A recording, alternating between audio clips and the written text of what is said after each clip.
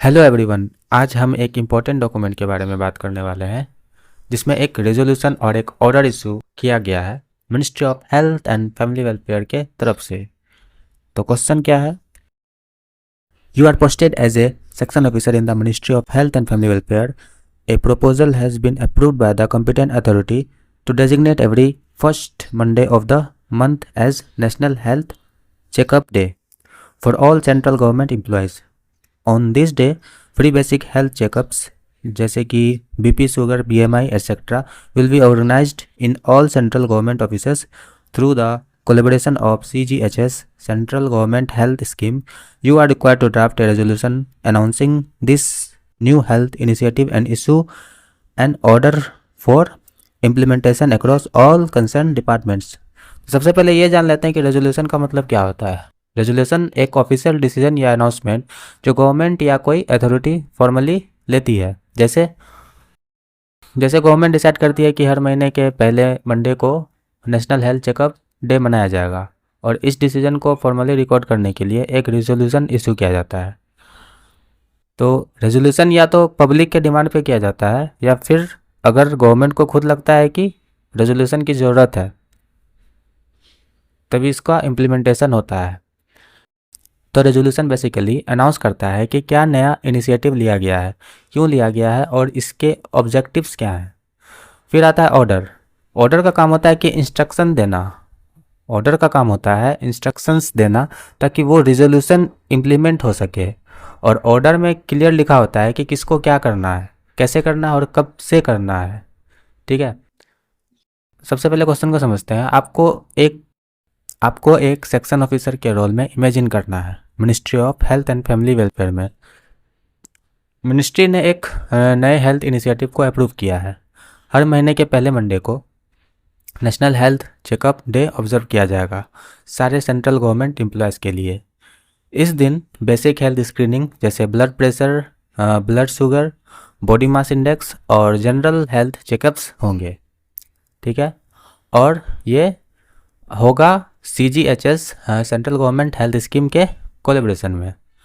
आपका काम है कि एक रेजोल्यूशन ड्राफ्ट करना है और एक ऑर्डर इशू करना है जिससे ये नए इनिशिएटिव को सब डिपार्टमेंट्स में इम्प्लीमेंट किया जा सके।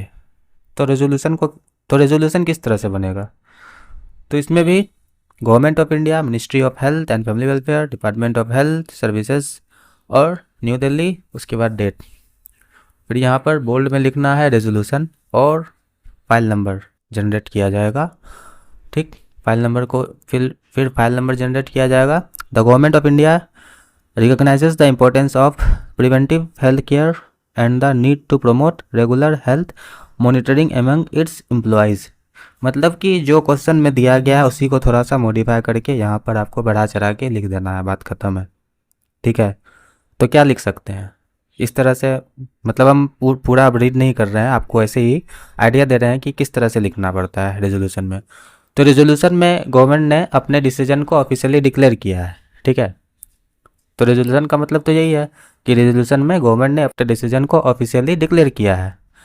और यहाँ ये बोला गया है कि प्रिवेंटिव हेल्थ केयर कितनी ज़रूरी है और एक हेल्दी वर्किंग एनवायरनमेंट बनाने के लिए रेगुलर हेल्थ मॉनिटरिंग प्रमोट करना ज़रूरी है।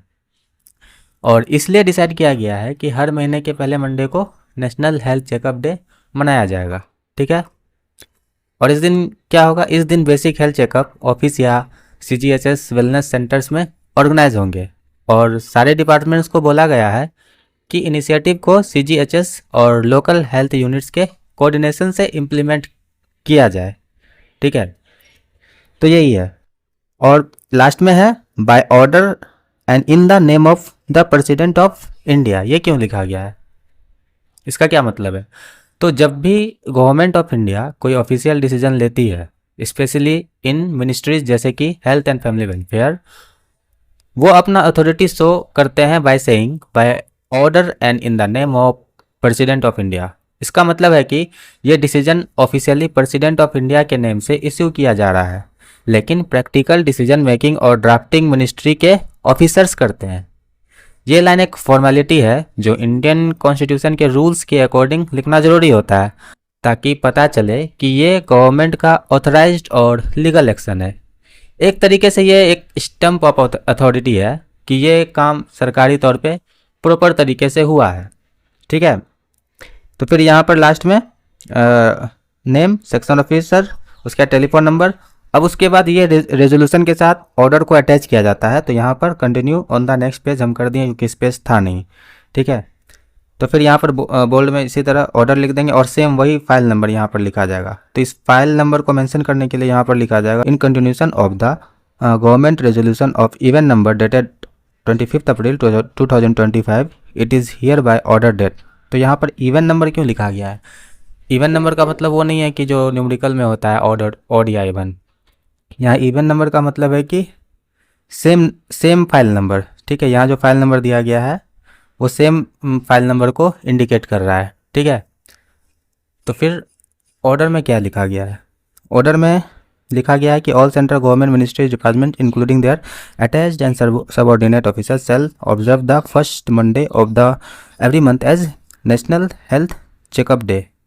ठीक है, तो ऑर्डर में स्पेसिफिक इंस्ट्रक्शन दिए गए हैं सारे डिपार्टमेंट के लिए हेल्थ चेकअप डेस्क सेटअप करने में सपोर्ट देना है। फिर उसके बाद CGHS और यहाँ पर पॉइंट्स में आप देख सकते हैं CGHS और लोकल हेल्थ यूनिट से मेडिकल स्टाफ डिप्लॉय करवाना होगा और एम्प्लॉयज़ को पार्टिसिपेट करने के लिए इनक्रेज करना और ऑफिस के अंदर पब्लिसिटी करना होगा। ठीक है, और लास्ट में लिखा गया है ये ऑर्डर 1 जून 2025 से इफेक्ट में आएगा और गैजेट ऑफ इंडिया में पब्लिश होगा। इसलिए इसके टॉप में जो है यहाँ पर रिजोल्यूशन में लिखा जाएगा to be published in the gazette of India. ठीक है, तो ये था रेजोल्यूशन का एग्जाम्पल। और लास्ट में जो है फिर से ये ऑर्डर में भी सेम सिग्नेचर होगा सेक्शन ऑफिसर का और ये किसको भेजा जा रहा है? The manager government of India press new Delhi. फिर ये इसको फॉरवर्ड किया जाएगा इन्फॉर्मेशन के लिए किसको किसको? All ministries departments of the government of India. फिर डायरेक्टर जनरल CGHS को भेजा जाएगा और जितने भी CGHS वेलनेस सेंटर हैं उनको भी भेजा जाएगा। फिर उसके बाद NIC for uploading the ministries website में डालने के लिए NIC को भी ये फॉरवर्ड किया जाएगा।